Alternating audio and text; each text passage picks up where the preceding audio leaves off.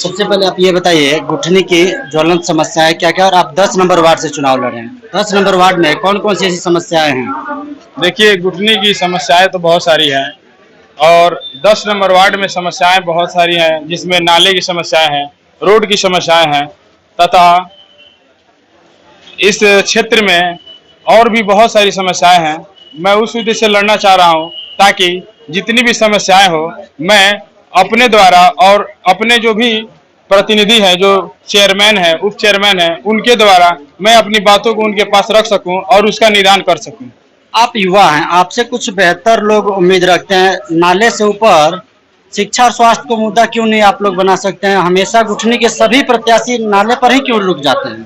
देखिए, नाले की समस्या गुठनी की सबसे बड़ी इसलिए समस्या है क्योंकि जब बारिश आता है तो यहाँ का जब भी जो मार्केट जब देखिएगा या गली देखिएगा तो पानी अधिक लग जाता है और पानी का जो बहाव है किसी के घर में, किसी के मकान में और किसी के दुकान में चला जाता है। इसलिए सबसे बड़ी समस्या है नाले की है। और शिक्षा और स्वास्थ्य की समस्या है, बहुत ज्यादा जरूरी है यहाँ पे, क्योंकि स्वास्थ्य पे जब भी कोई घटना यहाँ पे घटती है तो यहाँ पे कोई ट्रीटमेंट ऐसा नहीं होता है जिससे कोई बेहतर इलाज हो सके और किसी भी पेशेंट को अच्छी इलाज मिल सके, जिसके चलते यहाँ के पेशेंट शहर या दूसरे क्षेत्र में जाना पसंद करते हैं। यह समस्या आपको दिखता है लेकिन मुद्दा आप लोगों का नाला ही रहता है। आज देश मंगल ग्रह तक जाने की तैयारी में है, चांद तक जा चुका, आप लोग गुठनी को नाले पर लाके क्यों सीमित कर देते हैं। देखिए, मैं हर बार किसी न किसी मुद्दे पर प्रशासन को, अंचल और बीडीओ साहब से हमेशा बात करता रहता हूं और मैं अभी युवा हूं।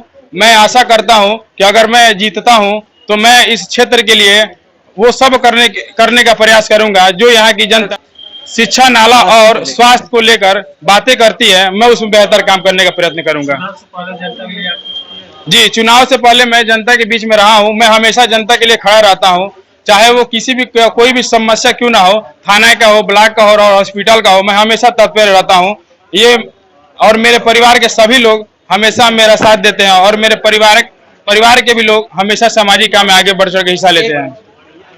एक आखिरी सवाल रहेगा, यहाँ पूर्व में भी बहुत लोग नामांकन कर चुके हैं जो यहाँ का प्रतिनिधित्व कर चुके हैं, उन लोग नाला का समस्या का निदान क्यों नहीं करा पाए। पता नहीं यहाँ की समस्याओं को निदान क्यों नहीं कर पा रहे हैं या उनसे नहीं हो पा रहा है, पर मैं आशा करता हूँ कि जब अब ये तो नया नगर पंचायत गठित हुआ है तो मैं आशा करता हूँ कि जितने भी वरिष्ठ अधिकारीगण होंगे मैं इनसे उनकी बातों को रखूंगा और सबसे पहले इस मुद्दे को जल्द से जल्द समाप्त करने।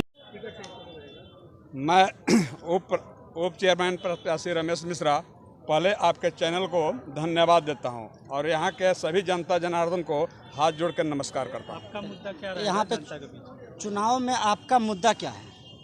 अब मुद्दा तो तमाम नेता आते हैं और तमाम तरह की बात कहते हैं। मैं तो ये कहता हूं कि जब हम फोर्स में थे तो हम लोगों को कभी बोलने का मौका दिया जाता था तो कहते थे चमन बेच देंगे, गगन बेच देंगे, वतन के सिपाही अगर सो गए तो ये जाइला पाइल नेता वतन बेच देंगे। तो जो है हम तो उस शब्द को बोल करके आए हैं और नेता ही देश चलाता है, ये भी सच्चाई है। लेकिन कहीं ना कहीं जो नेता की कमी होती है उसके ऊपर बोला जाता था। तो हम एक देश सेवक हैं और एक देश सेवक की दूसरे कुछ बोलने की आवश्यकता नहीं है। एक सैनिक को राजनीति में आने की आवश्यकता क्यों पड़ी। क्योंकि यहाँ मैं जो है गुठनी की राजनीति मैं देख रहा था और मैं जब गुठनी का भ्रमण किया, मैं यहाँ रहता नहीं था, गुठनी का जब भ्रमण किया तो मैं गुठनी ज़्यादा करके पश्चिमी की बात कहूँगा। आज भी तमाम नेता आए होंगे और आज भी नेता हैं। मुझे नहीं लगता है कि गुठनी के लोग कुछ कहते हैं कि हमारा जो है गुठनी का वोट गुठनी में ही रहना चाहिए। किस बेस पे कहते हैं और पब्लिक किस बेस पे वोट देती है, वहाँ आज भी जा करके देखिए कि 96 गाँव से नर्क बना हुआ है गुठनी पश्चिमी। जबकि आए दिन जो है और यहाँ जितने यहाँ नेता, तो मैं तो किसी को नेता मानता नहीं हूँ, यहाँ दलाली ही ज़्यादा है, नेतागिरी कम है। गुठनी नगर निगम में सबसे ज़्यादा जरूरी किसका, नाले का या और कुछ। पहले तो पहला मेरा जो 96 गांव में घूमा हूँ, लेकिन पहला गुठनी पश्चिमी का मैंने नाम लिया है। गुठनी पश्चिमी का विकास होगा, उसके बाद से जो सरकार द्वारा आवंटन किया जाएगा राशि, अध्यक्ष महोदय से मिल करके और निवेदन करूंगा कि पूर्वी भी आता है, बस पश्चिमी नहीं, पहले कार्य जो है पश्चिमी का हम करेंगे, क्योंकि पश्चिमी का जनता जो है स्थिति बहुत ही खराब है। अगर मैंने यह तो चुनाव के पहले ही एक तरीके से लोगों के मन में सवाल आएगा कि सौतेलापन व्यवहार हो गया। सौतेलापन व्यवहार नहीं होता है। जिसके पहले भूख लगी है, जो पहले गरीब है, तो पहले गरीबों को देखा जाए, धनवान को तो देखा ही घुटनी जाएगा। पश्चिमी में क्या आपको समस्या ज्यादा ज्वलंत दिखता है? घुटनी पश्चिमी की जहाँ तक बात है, मैं तो फोर्स से आया हूँ, बहुत कुछ नहीं जानता हूँ, लेकिन आवास को दिया जा रहा है और मुझे सुनने में आया है कि जो है 30,000, 20,000, 21,000। अरे पब्लिक जो है नेता चुनती है, और नेता इसलिए चुनती है कि केंद्र का या राज्य सरकार का व्यवस्था जो हमारे पर आएगी, खींच करके ला करके पब्लिक मेरे ऊपर देगा। लेकिन यहाँ व्यवस्था ही दूसरी है। पैसे के चक्कर में जो लोगों को देना है आवास, उसको नहीं दिया जाता है, क्योंकि वो 30,000, 40,000 की व्यवस्था उसके घर पे नहीं है, तो वो कहाँ से देगा? सबसे ज्यादा जरूरी है घुटनी में सामुदायिक शौचालय, इस पर आप लोग मैं तो चूंकि बोल करके मैं अपनी प्रतिष्ठा खराब नहीं करना चाहता हूँ। हाँ, गुठनी नगर को बदल दूंगा, और आज जब तक मैं नगर में रहूँगा, अगर जीत के पब्लिक मुझे भेजती है, तो मेरे ऊपर एक भी उंगली उठेगा या किसी से बोल देगा कि मेरे से एक भी पैसा मांगा गया, तो मैं दोबारा चुनाव का क्या कोई भी साबित कर देगा, तो जितने का राशि होगा उसके दुगुना अपने पास से दूंगा। सामुदायिक शौचालय होना चाहिए, बिल्कुल होना चाहिए। सामुदायिक शौचालय, जो भी शौचालय बना है गांव-गांव आप जाकर देखें।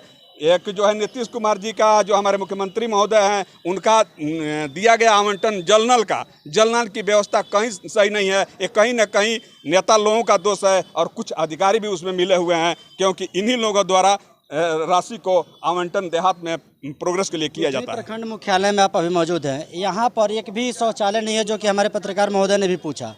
देहात से क्षेत्र से जो भी महिलाएं आती है, उनके लिए कोई व्यवस्था क्यों नहीं करवा पाए आप लोग, जबकि समाज में इतने दिनों से आप सक्रिय हैं? कोई ऐसा जगह नहीं होगा कि जो भी राशि आएगी, मैं अध्यक्ष महोदय से निवेदन करूंगा, अगर नहीं मानेंगे तो आंदोलन करूंगा, और उस राशि को शौचालय, आवास, नल, विकलांगों की जगह सबको देने की कोशिश करूंगा। अभी तक आंदोलन आपने क्यों नहीं किया? चूंकि प्रखंड मुख्यालय में ही शौचालय नहीं है। क्योंकि मैं जो है राजनीति से दूर था, और राजनीति में यह दुर्दशा देखने के बाद ही आया हूं। अगर व्यवस्था सही होती तो मुझे राजनीति में आने की कोई आवश्यकता नहीं थी। नहीं, नेता अक्सर वादा करके तोड़ देते हैं, आप भी वैसा करेंगे क्या? मैं वादे का मैं सैनिक हूं, नेता नहीं हूं।